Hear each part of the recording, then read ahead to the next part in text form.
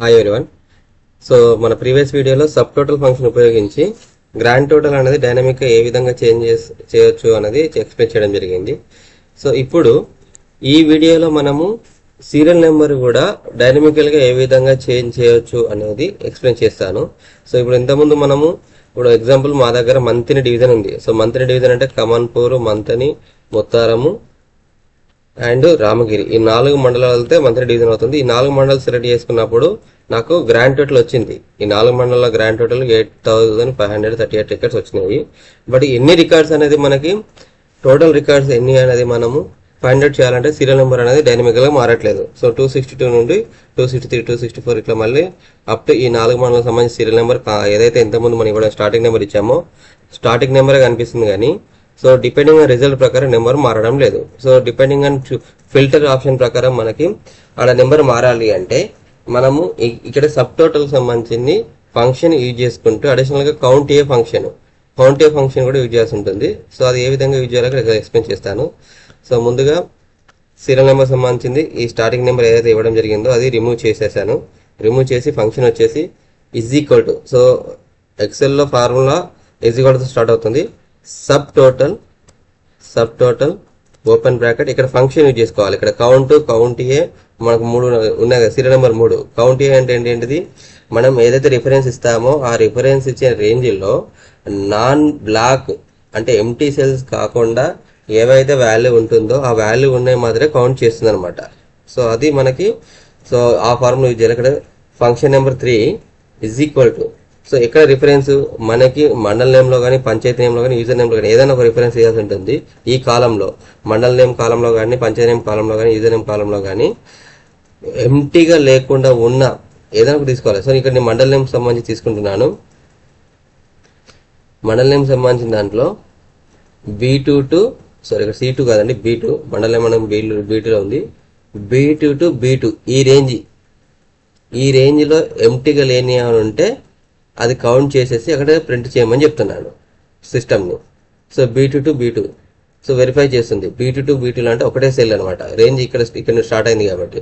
Second వచ్చేసరికి మళ్ళీ మన కంప్లీట్ గా ఎక్కడ వరకు నెంబర్ తీసుకోవాలో అక్కడ కూడా మనం ఫార్ములా ఎంటర్ చేయాల్సి ఉంటుంది. అది ఇక్కడ ఫార్ములా ఎంటర్ చేసేటప్పుడు మీరు కింద డ్రాగ్ చేస్తే ఇక్కడ మీకు మళ్ళీ సేమ్ 1 వస్తుంది. ఎందుకంటే స్టార్టింగ్ రేంజ్ అనేది ఇక్కడ ఈ సెల్ స్టార్ట్ అయింది మనకు సీరియల్ నెంబర్ 2 రో నెంబర్ 2 కి సంబంధించింది స్టార్టింగ్ పాయింట్ అవుతుంది.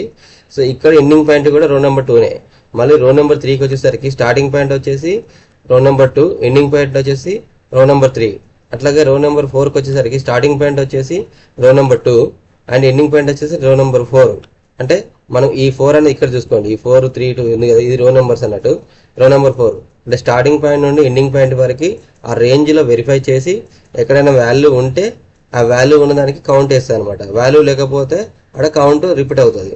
సో ఇప్పుడు నేను సెకండ్ రోకి వచ్చేసరికి స్టార్టింగ్ పాయింట్ వచ్చేసి B2 ఇచ్చేసి తర్వాత ఎండింగ్ రేంజ్ వచ్చేసి B3 పెట్టాను. సో నెక్స్ట్ వచ్చేసరికి మళ్ళీ ఇంకోసారి డ్రాగ్ చేస్తున్నాను. ఇక్కడ స్టార్టింగ్ రేంజ్ వచ్చేసి మళ్ళీ B3 కాకుండా B2నే ఉండాలి. సో ఇక్కడ స్టార్టింగ్ ఏదైతే B2 ఇచ్చానో సో ఆ B2నే అన్నిటికీ రిఫరెన్స్ రావాలి. అంటే ఇక్కడ మనం ఏం చేయాలి, డైనమిక్ గా ఈ అబ్జర్వ్ రిఫరెన్స్ అని ఏదైతే ఉందో ఈ రేంజ్ కి B2 అనే స్టార్టింగ్ రేంజ్ కి మనం లాక్ పెట్టాల్సి ఉంటుంది.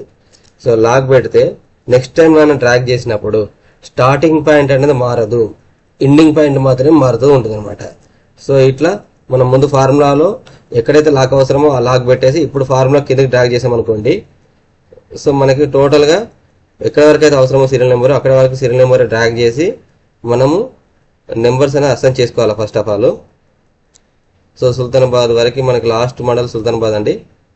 సో సుల్తానాబాద్ వరకు నేను డ్రాగ్ చేశాను. మొత్తం టోటల్ రికార్డ్స్ వచ్చేసి 1101 రికార్డ్స్ ఉన్నాయి. ఇప్పుడు మనము ఫార్ములా అనేది ఇవ్వడం జరిగింది, సబ్ టోటల్ ఫార్ములా.